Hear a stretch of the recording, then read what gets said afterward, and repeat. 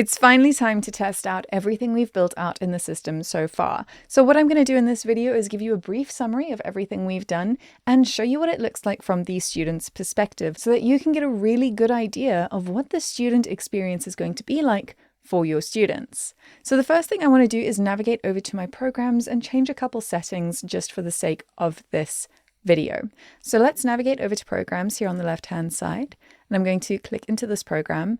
Firstly, I want to make sure that this program is published, which I can see it is. If it wasn't published, it would say draft, and I would not be able to see it or enroll in that program. So I need it to be published, which it is.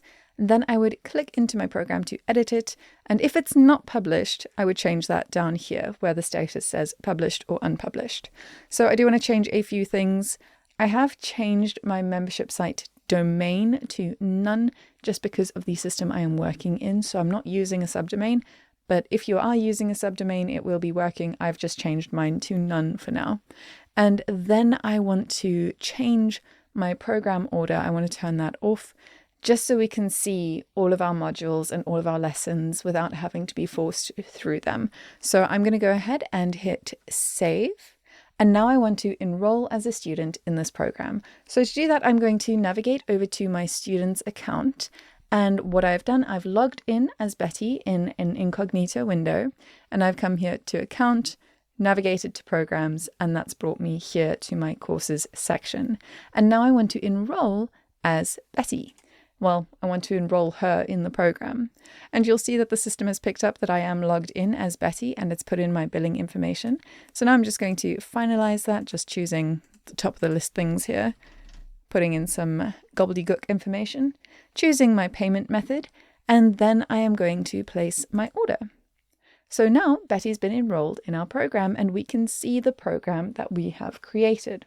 Now, if force program completion order was enabled, which I disabled, you would only be able to access the welcome lesson in the welcome module. And only once you had completed that lesson would you then have access to lesson 2, the baking mindset meditation. So let's click through each of these and have a look at the different lesson types. So if I click on my welcome lesson, you'll see that I've got my video here and I can go ahead and press play on that. That's going to play my video and I'll be able to watch my first welcome lesson.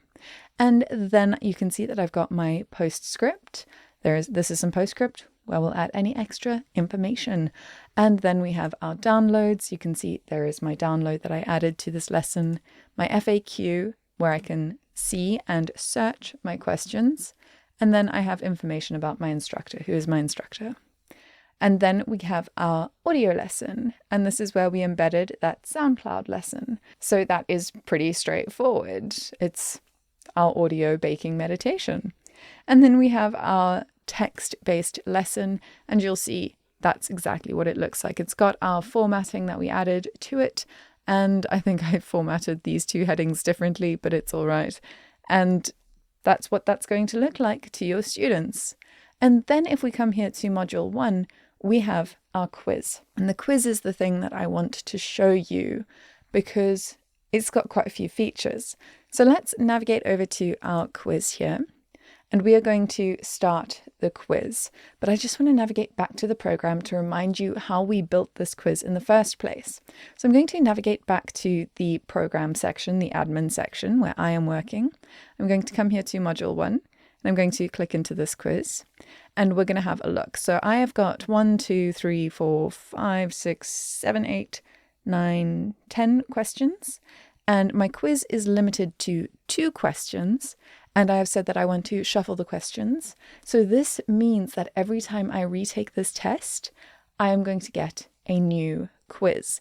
So I'm going to try my best to show you how this works and hopefully we'll pass within our 3 attempts. But obviously we can come back and change this if things don't go according to plan. So let me navigate back to the student section and we're going to start our quiz. So it tells us you have 3 of 3 attempts left. Delay between attempts is 1 minute. So I am going to go ahead and start my quiz and I'm going to fail.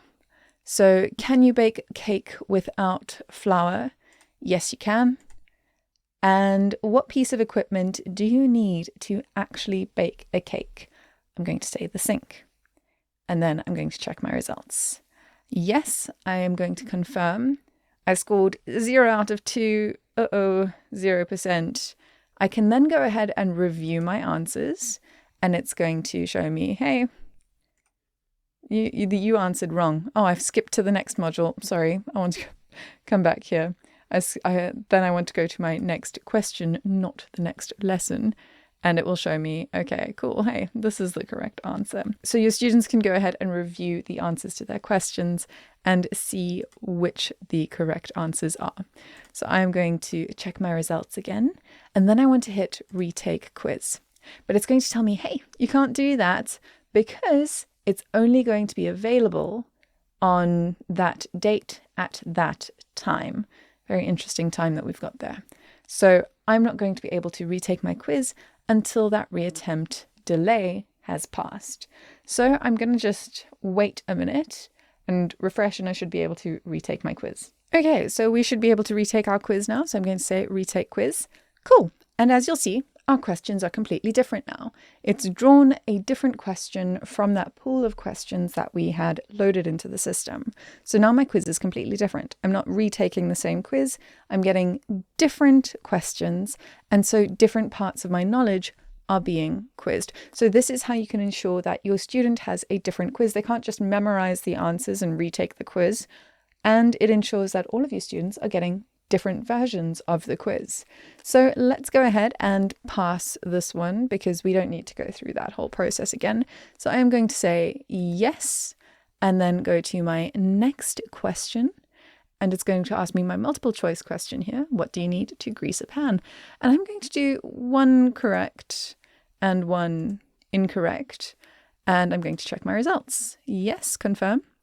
And I passed because I got 1 of 2 answers correct. So I got my 50% passing grade. So I've effectively passed. And now I can again go review those questions. Yes, the cake is a lie is correct. And then here it will show me that, oh, you didn't get this answer fully correct. You got the 1 answer correct, but the second one was not correct. So you needed to choose a different answer. So that is how the quiz works. Now I do want to navigate out of my course player. So I'm just going to exit out of this, and I want to go to the bonus section.